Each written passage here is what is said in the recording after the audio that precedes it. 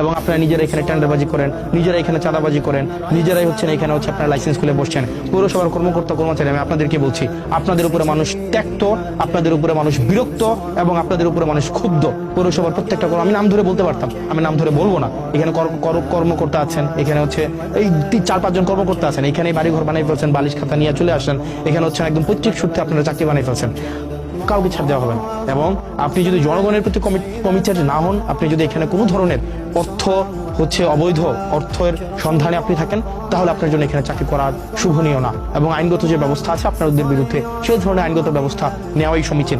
সেজন্য প্রত্যেকটা ডিপার্টমেন্ট দেবিদ্বারের এই ডিপার্টমেন্টগুলো যদি যথাযথভাবে ফাংশন করে, তাইলেই দেবিদ্বারের যে উন্নয়নের যে ধারাবাহিকতা সেটি অব্যাহত থাকবে।